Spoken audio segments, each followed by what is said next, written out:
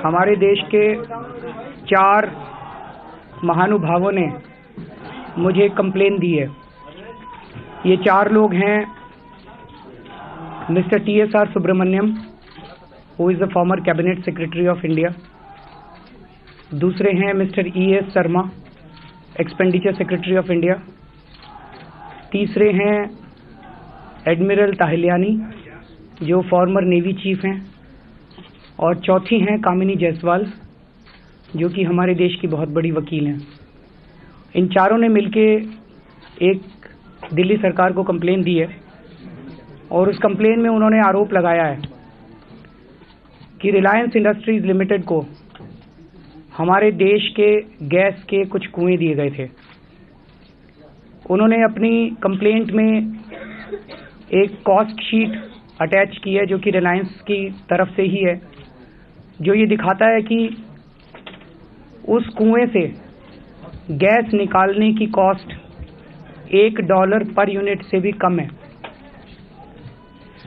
जब ये contract sign किया गया था अर्ली 2000 में, तो उस टाइम 17 साल का कॉन्ट्रैक्ट NTPC के साथ हुआ था कि ये उनको लगभग $2.3 पर यूनिट पे गैस देंगे 17 साल के लिए।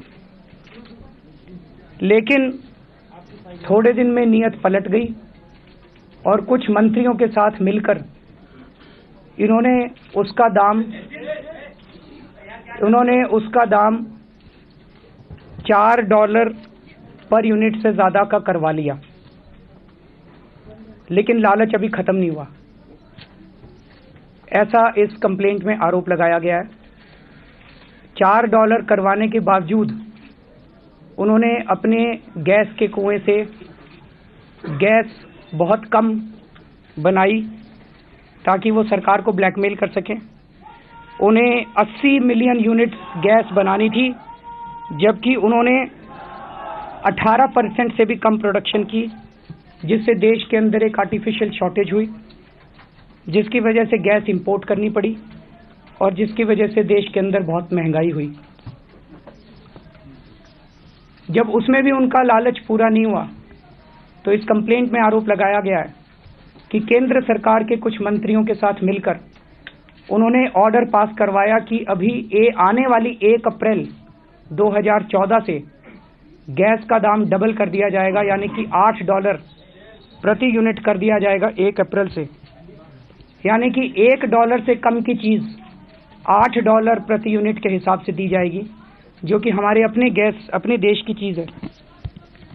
इसमें लॉजिक ये लगाया गया, जिस आरोप है कि जो गैस के दाम फिक्स किए गए वो इंटरनेशनल प्राइसेस के हिसाब से फिक्स किए गए, ना कि कॉस्ट ऑफ प्रोडक्शन के बेसिस पे। बेसिकली उनको कोई ना कोई तरीका ढूंढना था उनको ज़्यादा गैस के दाम देने का। और उसी कंप्लेन में आरोप है कि उसी गैस के कुएं से रिलायंस का जो पार्टनर है निको, वो आज भी बांग्लादेश को $2.34 पर यूनिट पे गैस दे रहा है। तो हम अपने ही कुएं से हमारे देश $8 पे गैस ले और बांग्लादेश उसी कुएं से $2.34 पे गैस ले। 1 अप्रैल से अगर ये गैस के दाम $8 हो जाते हैं तो देश के अंदर जनता में त्राही मच जाएगी, बहुत ज़बरदस्त महंगाई हो जाएगी, जनता का जीना दूभर हो जाएगा। सबसे पहले तो CNG बहुत महंगी होगी। CNG मतलब एकदम से गैस के दाम डबल हो रहे हैं, तो CNG लगभग जाके डबल पड़ेगी। CNG अगर बढ़ गई तो नेचुरली ट्रांसपोर्ट के दाम बढ़ेंगे। यही गैस बिजली कंपनियां इस्तेमाल करती हैं, बिजली के भी दाम बढ़ेंगे। इसी गैस से खाद बनती है, फर्टिलाइज़र बनते हैं, फर्टिलाइज़र बहुत महंगे होंगे और फर्टिलाइज़र महंगे हो गए तो खाने की सारी चीज़ें, गेहूं, चावल, सब्जियां, सब कुछ महंगा होगा। तो एक तरह से 1 अप्रैल से अगर ये $8 गैस हो जाती है तो इसका आप पूरी इकोनॉमी में कितना बड़ा डिस्टेबलाइजिंग इफेक्ट होगा, इसका आप अंदाज़ा लगा सकते हैं। इसी कंप्लेंट में आरोप लगाया गया है कि इससे 54,000 करोड़ रुपए प्रति एनम रिलायंस को फायदा होगा और देश को घाटा होगा। इन्हीं कुओं की कुछ सालों की CAG ने ऑडिट की थी। CAG ने अपनी ऑडिट में लिखा है कि समय समय पे सरकार के साथ मिलके जो गड़बड़ियां हुई उसमें रिलायंस को विंडफॉल गेन्स फ्यूचर के 1.25 लाख करोड़ के दिए गए हैं। और आरोप ये लगाया गया है कि चुनाव के जस्ट पहले, कुछ महीने पहले, ये $8 के दाम जो दिए गए, क्या इसका मतलब कि कांग्रेस को कुछ पैसा पहुंचा? इसमें आरोप है कि बाकी विपक्षी पार्टियां चुप हैं, तो क्या विपक्षी पार्टियों को भी पैसा पहुंचा? क्या इसी वजह से कुछ मीडिया वालों को पैसा पहुंचा? तो आज ये कंप्लेंट हमारे पास एंटी करप्शन ब्रांच में आई है और आज हमने एंटी करप्शन ब्रांच को आदेश दिए हैं कि इसमें क्रिमिनल केस फाइल किया जाए। श्री मुरली देवरा के खिलाफ क्रिमिनल केस फाइल किया जा रहा है। श्री वीरप्पा मोइली के खिलाफ एफआईआर दर्ज की जा रही है। श्री वीके सिब्बल जो कि डायरेक्टर जनरल हाइड्रोकार्बन थे उस टाइम, उनके खिलाफ एफआईआर दर्ज की जा रही है। श्री मुकेश अंबानी जी के खिलाफ एफआईआर दर्ज की जा रही है, रिलायंस इंडस्ट्रीज लिमिटेड के खिलाफ एंड अदर्स। इसके साथ ही मैं आज या कल में प्रधानमंत्री जी को चिट्ठी लिखूंगा। Mister Murli Deora, Shri Murli Deora, Shri Veerappa Moily, Shri VK Sibal, Shri Mukesh Ambani and others, Reliance Industries Limited and others. मैं प्रधानमंत्री जी और मोइली साहब को भी चिट्ठी लिखूंगा और उनसे निवेदन करूंगा। 3 निवेदन करने की चिट्ठी लिखूंगा। एक तो ये कि अगर ये $8 कर दिए गए तो इस देश की जनता में त्राही त्राही मच जाएगी। तो जब तक ये जांच चल रही है तब तक मैं निवेदन करूंगा कि इस ऑर्डर को सस्पेंड में रखा जाए। दूसरा निवेदन मैं करूंगा कि क्योंकि एफआईआर दर्ज हो गई है, जांच चल रही है, इसलिए जांच में सभी मिनिस्ट्रीज कोऑपरेट करें। जांच अधिकारी जब जाके उनकी फाइलें मांगेंगे, अगर उन्हें समन करते हैं तो सभी मिनिस्ट्रीज उसमें कोऑपरेट करें। और तीसरा ये कि ये कुएं तो हमारे हैं।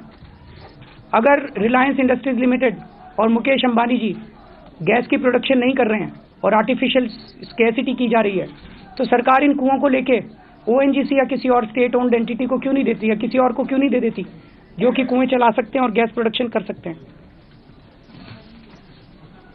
हमारा मानना है कि महंगाई हमारे देश के अंदर भ्रष्टाचार की वजह से हो रही है और भ्रष्टाचार के खिलाफ हमें सख्ती से निपटना होगा। और मैं ये लड़ाई जो हमारी है एक तरह से डिसाइसिव बैटल है, निर्णायक बैटल है भ्रष्टाचार के खिलाफ। और भ्रष्टाचार की गंगा सबसे ऊपर से शुरू होती है। जब भी भ्रष्टाचार के खिलाफ कार्रवाई करने की बात आती है तो छोटे छोटे किसी अफसर को पकड़ के बलि का बकरा बना दिया जाता है। हमें अगर एक्शन लेना है तो सबसे ऊपर से एक्शन शुरू करना पड़ेगा। ये लड़ाई मेरी नहीं है, ये लड़ाई हम सब लोगों की है। इसीलिए हम देश से, दूसरे राज्यों से भी अच्छे इन्वेस्टर, बिकॉज ये कुछ मामले हैं और आने वाले दिनों में और भी कई बड़े बड़े मामले दर्ज किए जाएंगे। तो हम चाहते हैं कि बहुत अच्छे ईमानदार ऑफिसर्स की इन्वेस्टिगेटिव टीम्स भी तैयार की जाएं दिल्ली के अंदर। हम दिल्ली के एंटी करप्शन ब्रांच में और नई पोस्ट्स क्रिएट कर रहे हैं और मैं चाहता हूं कि देश के अंदर जितने अच्छे इन्वेस्टिगेटिव और पुलिस ऑफिसर्स हैं दूसरे राज्यों में काम कर रहे हैं, अगर वो हमारे साथ काम करना चाहते हैं तो वो भी मुझे लिखें। हम उनकी सरकारों से बात करके उनको दिल्ली बुलाने की कोशिश करेंगे।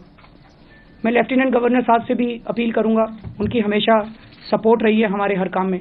मैं उनसे निवेदन करूंगा कि और भी हमें ऑफिसर्स की ज़रूरत है, उन ऑफिसर्स को भी भेजें। Central board of direct taxes से मैंने कुछ ऑफिसर्स मांगे थे, बिकॉज ये सारे रेवेन्यू के मैटर्स हैं, इकोनॉमिक ऑफेंसेज हैं, तो उन्होंने अभी तक उस पर वो नहीं किया। मैं उनसे निवेदन करूंगा कि आज शाम तक उन ऑफिसर्स को रिलीव कर दें जिन ऑफिसर्स की हमने मांग की है।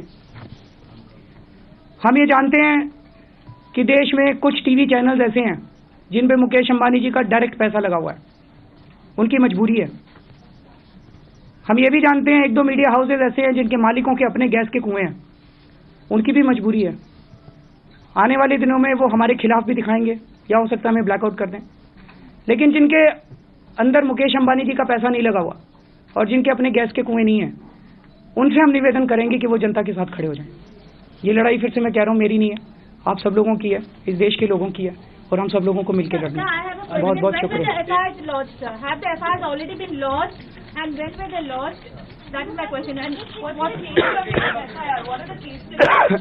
I have briefly told you the cases since investigation is on. I have directed the anti-corruption branch FIRs are being launched right now. It's going on the process. They are being launched right now. सरकार हर चीज के लिए उपराज्यपाल पर निर्भर रहती है। इस तरह की खबरें हैं कि उपराज्यपाल भी रिलायंस में काम कर चुके हैं, उन्होंने लंबा कैरियर रिलायंस के साथ बिताया है। क्या आपका निष्पक्ष जांच होगी? आप कह रहे हैं कि दिल्ली के उपराज्यपाल रिलायंस में काम कर चुके हैं? इस तरह की खबरें आई थी कि वो लंबे समय से लंदन में भी रहे और दिल्ली में जामिया मिलिया के इस्लामिया के चांसलर बनने से पहले भी वो रिलायंस के साथ जुड़े रहे। अच्छा, मुझे इसका आइडिया नहीं है। एक मिनट, नहीं, जुरिस्डिक्शन है दिल्ली सरकार का, ACB का और CBI का कंकरेंट जुरिस्डिक्शन है दिल्ली के अंदर। Thank you so much.